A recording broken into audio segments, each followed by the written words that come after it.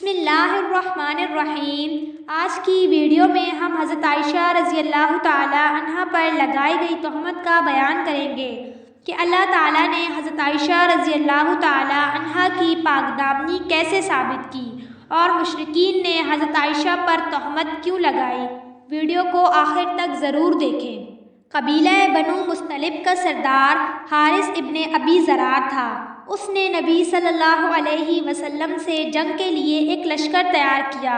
اس لشکر میں اس کی قوم کے علاوہ دوسرے عرب بھی شامل تھے۔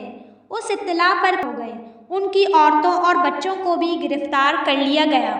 ان قیدیوں میں بنی مستلب کے سردار حارث ابن ضرار کی بیٹی برہ بنت حارث بھی موجود تھی۔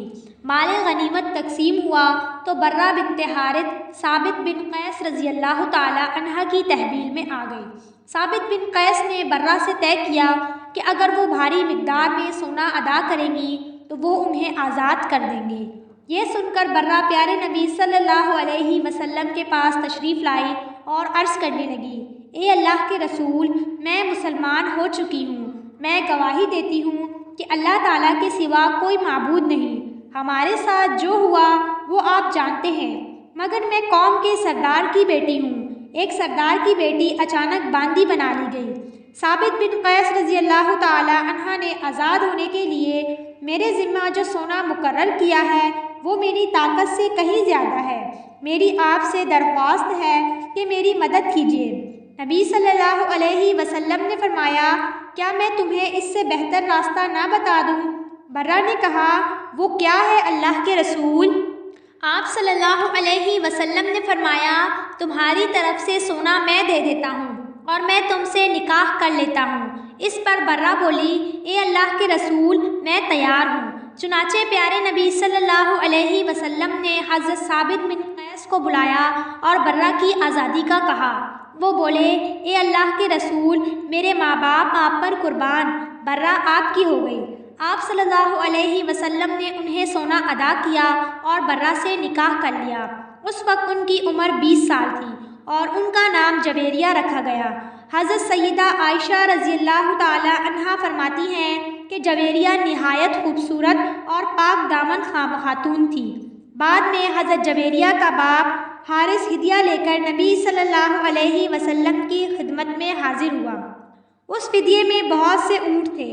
حارث ابھی راستے میں تھا کہ اس کی نظر 2 خوبصورت اونٹوں پر پڑی، تو اس نے ان 2 اونٹوں کو عقیق کی گھاٹی میں چھپا دیا اور باقی اونٹ فدیہ لے کر نبی صلی اللہ علیہ وسلم کی خدمت میں حاضر ہوا اور کہنے لگا، یہ فدیہ لے لیں اور میری بیٹی کو آزاد کر دیں۔ اس کی بات سن کر پیارے نبی صلی اللہ علیہ وسلم نے ارشاد فرمایا، حارث، وہ 2 اونٹ بھی لاؤ جن کو تم عقیق کی گھاٹی میں چھپا کر آئے ہو۔ حارث بن ضرار یہ سنتے ہی پکار اٹھا کہ میں گواہی دیتا ہوں کہ آپ اللہ کے رسول ہیں۔ اس بات کا علم میرے اور اللہ کے سوا کسی کو نہیں تھا۔ اس سے یہ ثابت ہوا کہ آپ اللہ کے رسول ہیں۔ حارث بھی مسلمان ہو گئے۔ اس کے بعد تمام قیدیوں کو رہا کر دیا گیا۔ حضرت جویریہ فرماتی ہیں، جنگ سے 3 دن پہلے میں نے خواب دیکھا کہ ایک چاند مدینہ منورہ سے طلوع ہوا اور چلتے چلتے میری گود میں آ گیا۔ میں نے خواب کے پورا ہونے کی آرزو کی۔ جب آپ صلی اللہ علیہ وسلم نے مجھ سے نکاح کیا تو مجھے اس خواب کی تعبیر معلوم ہو گئی۔ اس غزوہ سے فارغ ہو کر نبی صلی اللہ علیہ وسلم مدینہ منورہ کی طرف روانہ ہوئے تو ایک بہت ہی دردناک واقعہ پیش آیا۔ اس واقعے کو واقعہ افک کہا جاتا ہے۔ ام المؤمنین حضرت عائشہ رضی اللہ تعالی عنہا فرماتی ہیں کہ روانگی کا اعلان ہوتے ہی میں اٹھ کھڑی ہوئی، جنگل کی طرف چلی گئی۔ جب میں قضائے حاجت سے فارغ ہو گئی تو واپس لشکر کی طرف روانہ ہوئی۔ میرے گلے میں ایک ہار تھا، وہ ہار کہیں ٹوٹ کر گر گیا۔ مجھے اس ہار کے گرنے کا پتہ نہ چلا۔ جب اس کا خیال آیا تو اس ہار کی تلاش میں واپس جنگل کی طرف گئی۔ اس طرح اس ہار کی تلاش میں مجھے دیر ہو گئی۔ لشکر میں جو لوگ میرا ہودج اٹھا کر اونٹ پر رکھا کرتے تھے، انہوں نے خیال کیا کہ میں ہودج میں موجود ہوں۔ انہوں نے ہودج کو اٹھا کر اونٹ پر رکھ دیا اور انہیں احساس نہ ہوا کہ میں اس میں نہیں ہوں، کیونکہ میں دبلی پتلی کم وزن کی تھی اور میں کھاتی بھی بہت کم تھی۔ اس طرح لشکر روانہ ہو گیا۔ ہودج محمل کو کہتے ہیں۔ یہ ایک ڈولی نما چیز ہوتی ہے، اونٹ کے اوپر رکھی جاتی ہے تاکہ عورت پردے میں رہے۔ ادھر کافی تلاش کے بعد میرا ہار مل گیا اور میں لشکر کی طرف روانہ ہوئی۔ وہاں پہنچی تو دیکھا کہ لشکر جا چکا تھا، دور دور تک سناٹا تھا۔ میں وہیں بیٹھ گئی۔ میں نے سوچا جب انہیں میری گمشدگی کا پتہ چلے گا تو سیدھے یہیں آئیں گے۔ بیٹھے بیٹھے مجھے نیند آ گئی۔ صفوان رضی اللہ تعالی عنہ کی ذمہ داری یہ تھی کہ وہ لشکر کے پیچھے رہا کرتے تھے تاکہ کسی کا کوئی سامان گر جائے تو وہ اٹھا لیا کریں۔ اس دن بھی لشکر کے پیچھے آ رہے تھے۔ جب وہ اس جگہ پہنچے جہاں قافلہ رکا تھا، انہوں نے حضرت عائشہ رضی اللہ تعالی عنہ کو دور سے دیکھا اور خیال کیا کہ کوئی آدمی سویا ہوا ہے۔ جب قریب آئے تو انہوں نے پہچان لیا۔ حضرت عائشہ رضی اللہ تعالی عنہ فرماتی ہیں، مجھے دیکھتے ہی انہوں نے کہا اِنَّ لِلَّهِ وَإِنَّا إِلَيْهِ رَاجِعُونَ۔ ان کی آواز سن کر میں جاگ گئی۔ انہیں دیکھتے ہی میں نے اپنی چادر اپنے چہرے پر ڈال لی۔ حضرت عائشہ رضی اللہ تعالی عنہ فرماتی ہیں، صفوان حیرت زدہ تھے کہ یہ کیا ماجرا ہے، لیکن منہ سے انہوں نے ایک لفظ نہ کہا اور نہ میں نے کوئی بات کی۔ انہوں نے اپنی اونٹنی کو میرے قریب بٹھا دیا اور صرف اتنا کہا کہ ماں سوار ہو جائیے۔ حضرت عائشہ رضی اللہ تعالی عنہ فرماتی ہیں، میں نے اونٹ پر سوار ہوتے وقت کہا حسبی اللہ و نعم الوکیل، اللہ تعالیٰ کی ذات ہی مجھے کافی ہے اور وہی میرا بہترین سہارا ہے۔ میرے سوار ہونے کے بعد انہوں نے اونٹنی کی لگام پکڑی اور ہم لشکر میں پہنچ گئے۔ لشکر اس وقت نخلہ ظہیرہ کے مقام پر پڑاؤ ڈالے ہوئے تھا اور دوپہر کا وقت تھا۔ جب ہم لشکر میں پہنچے تو منافقین کے سردار عبداللہ ابن ابی کو بہتان لگانے کا موقع مل گیا۔ اس نے کہا کہ یہ عورت کون ہے جسے صفوان ساتھ لایا ہے؟ اس کے ساتھی منافق بولے، یہ عائشہ ہے، صفوان کے ساتھ آئی ہے۔ وہ لوگ باتیں کرنے لگے۔ جب لشکر مدینہ منورہ پہنچا تو منافقین کے سردار عبداللہ ابن ابی نے اسلامی دشمنی کی بنا پر اور اپنی نفرت کی بنیاد پر اس بات کو شہرت دینا شروع کر دی۔ جب منافق اس واقعے کا ذکر کرتے تو عبداللہ ابن ابی بڑھ چڑھ کر ان کی تائید کرتا تاکہ اس واقعے کو زیادہ سے زیادہ شہرت ملے۔ حضرت عائشہ رضی اللہ تعالی عنہ فرماتی ہیں، مدینہ منورہ آ کر میں بیمار ہو گئی۔ میں 1 ماہ تک بیمار رہی۔ دوسری طرف منافقین اس بات کو پھیلا رہے تھے، بڑھا چڑھا کر بیان کر رہے تھے۔ یہ بات نبی صلی اللہ علیہ وسلم اور میرے ماں باپ تک بھی پہنچی، جبکہ مجھے کچھ بھی نہیں معلوم ہو سکا تھا۔ البتہ میں محسوس کرتی تھی کہ نبی صلی اللہ علیہ وسلم مجھ سے پہلے کی طرح محبت سے پیش نہیں آتے، جیسا کہ پہلے بیماری کے دنوں میں میرا خیال رکھتے تھے۔ نبی صلی اللہ علیہ وسلم اپنے گھرانے پر مشرکین کے الزام تراشی سے سخت پریشان اور غم زدہ تھے۔ اس فکر و رنج کی وجہ سے گھر والوں سے گھل مل کر بات کرنے کا موقع نہ ملتا تھا۔ حضرت عائشہ رضی اللہ تعالی عنہ فرماتی ہیں، نبی صلی اللہ علیہ وسلم کے اس رویے سے میں پریشان رہنے لگی۔ جب میں تھوڑی ٹھیک ہوئی تو مجھے وہ باتیں معلوم ہوئی جو لوگوں میں پھیل رہی تھی۔ تمام رات میری روتے گزری۔ صبح نبی صلی اللہ علیہ وسلم میرے پاس تشریف لائے۔ آپ صلی اللہ علیہ وسلم نے پوچھا، کیا حال ہے؟ تب میں نے عرض کیا کہ آپ مجھے اجازت دیں کہ میں اپنے ماں باپ کے گھر سے ہو آؤں۔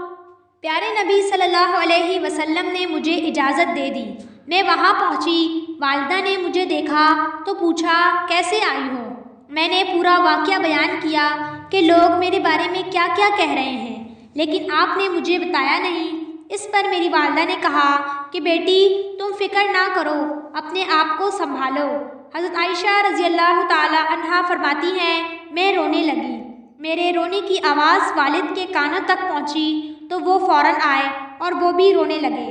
اس رات میں بھی روتی رہی اور میرے والدین بھی پوری رات سو نہ سکی، یہاں تک کہ ہمارے گھر میں موجود بلی بھی رو رہی تھی۔ پیارے نبی صلی اللہ علیہ وسلم وہاں تشریف لائے۔ آپ صلی اللہ علیہ وسلم نے سلام کیا اور بیٹھ گئے۔ حضرت عائشہ رضی اللہ تعالی عنہ فرماتی ہیں، جب سے یہ باتیں شروع ہوئی تھی نبی صلی اللہ علیہ وسلم نے میرے پاس بیٹھنا چھوڑ دیا تھا۔ ان باتوں کو 1 ماہ ہو چکا تھا۔ اس دوران آپ صلی اللہ علیہ وسلم پر وحی بھی نازل نہیں ہوئی تھی آپ صلی اللہ علیہ وسلم نے بیٹھنے کے بعد فرمایا، مجھ تک تمہارے بارے میں ایسی باتیں پہنچی ہیں، اگر تم ان تہمتوں سے بری ہو اور پاک ہو تو اللہ تعالیٰ خود تمہاری بے گناہی دکھا دے گا، اور اگر تم اس گناہ میں مبتلا ہوئی ہو تو اللہ تعالیٰ سے استغفار کرو اور توبہ کرو، کیونکہ بندہ جب اپنے گناہ کا اقرار کر لیتا ہے اور اللہ سے توبہ کرتا ہے تو اللہ تعالیٰ اس کی توبہ قبول کرتا ہے۔ حضرت عائشہ رضی اللہ تعالیٰ عنہا فرماتی ہیں، تب میں نے عرض کیا کہ آپ نے یہ باتیں سنی ہیں، اب اگر میں یہ کہتی ہوں کہ میں ان الزامات سے بری ہوں اور میرا اللہ جانتا ہے تو کیا آپ اس بات پر یقین کر لیں گے؟ لہٰذا میں صبر کروں گی اور میں اپنے رنج اور غم کی شکایت اپنے اللہ سے کرتی ہوں۔ اس وقت میں سوچ بھی نہیں سکتی تھی کہ اللہ تعالیٰ میرے معاملے میں آیات نازل فرمائیں گے کہ جن کی تلاوت کی جائے گی۔ میرا خیال تھا کہ اللہ تعالیٰ میرے بارے میں رسول اللہ صلی اللہ علیہ وسلم کو کوئی خواب دکھا دیں گے اور مجھے اس الزام سے بری فرما دیں گے۔ اچانک آپ صلی اللہ علیہ وسلم پر وحی کے آثار محسوس ہوئے۔ نبی صلی اللہ علیہ وسلم پر جب وحی نازل ہوتی تھی تو چہرے مبارک پر تکلیف کے آثار ظاہر ہوتے تھے۔ حضرت عائشہ رضی اللہ تعالی عنہا فرماتی ہیں، میں نے جب آپ صلی اللہ علیہ وسلم پر وحی کے آثار دیکھے تو میں کسی گھبراہٹ کا شکار نہ ہوئی، کیونکہ میں بے گناہ تھی۔ آخر آپ صلی اللہ علیہ وسلم کے اوپر سے وحی کے آثار ختم ہوئے۔ اس وقت آپ صلی اللہ علیہ وسلم مسکرا رہے تھے۔ اس وقت آپ صلی اللہ علیہ وسلم نے جو پہلا جملہ فرمایا وہ یہ تھا کہ عائشہ، اللہ تعالیٰ نے تمہیں بری کر دیا ہے۔ اللہ تعالیٰ نے اس موقع پر سورۃ النور کی آیات نازل فرمائی کہ جن کا ترجمہ یہ ہے کہ جن لوگوں نے یہ طوفان برپا کیا ہے، یعنی تہمت لگائی ہے، اے مسلمانوں، وہ تم میں سے چھوٹا سا گروہ ہے، تم اس طوفان کو برا نہ سمجھو، بلکہ یہ انجام کے اعتبار سے تمہارے حق میں بہتر ہے۔ اس میں سے ہر شخص نے جو کچھ کہا تھا اسے اسی کے مطابق گناہ ہوا، اور ان میں سے سب سے زیادہ جس نے اس طوفان میں حصہ لیا یعنی عبداللہ ابن ابی، اسے زیادہ سخت سزا ملے گی۔ جب تم لوگوں نے یہ بات سنی تھی تو مسلمان مردوں اور مسلمان عورتوں نے آپس میں نیک گمان کیوں نہ کیا، زبان سے یہ کیوں نہ کہا کہ یہ سراسر جھوٹ ہے؟ اگر یہ الزام لگانے والے سچے ہیں تو یہ اپنے قول پر 4 گواہ کیوں نہ لائیں؟ اللہ کے نزدیک یہ جھوٹے ہیں، اور تم پر اللہ کا دنیا اور آخرت پر فضل نہ ہوتا تو جس کام میں تم پڑے تھے تو اس میں تم پر عذاب نازل ہوتا، اور جب تم نے پہلی بار اس بات کو سنا تو یوں کیوں نہ کہا کہ ہمیں زیبا نہیں کہ ایسی بات منہ سے نکالیں۔ اللہ کے نزدیک یہ بہت بڑی بات ہے، یہ تو بہت بڑا بہتان ہے۔ اللہ تمہیں نصیحت کرتا ہے، پھر ایسی حرکت مت کرنا۔ اگر تم ایمان والے ہو، اللہ صاف احکام بیان کرتا ہے اور اللہ جاننے والا بڑا حکمت والا ہے۔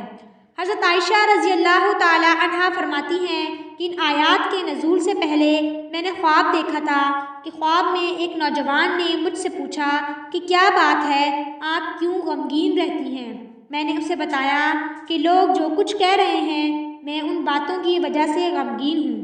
تب اس نوجوان نے کہا کہ آپ ان الفاظ میں دعا کریں کہ اے نعمتوں کی تکمیل کرنے والے، اے غموں کو دور کرنے والے، پریشانیوں کو دور کرنے والے، مصیبتوں کو اندھیروں سے نکالنے والے، فیصلے میں سب سے زیادہ انصاف کرنے والے، اے اول اے آخر، میری اس پریشانی کو دور فرما دے۔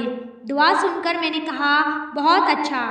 اس کے بعد میری آنکھ کھل گئی، میں ان الفاظ میں دعا کر رہی تھی۔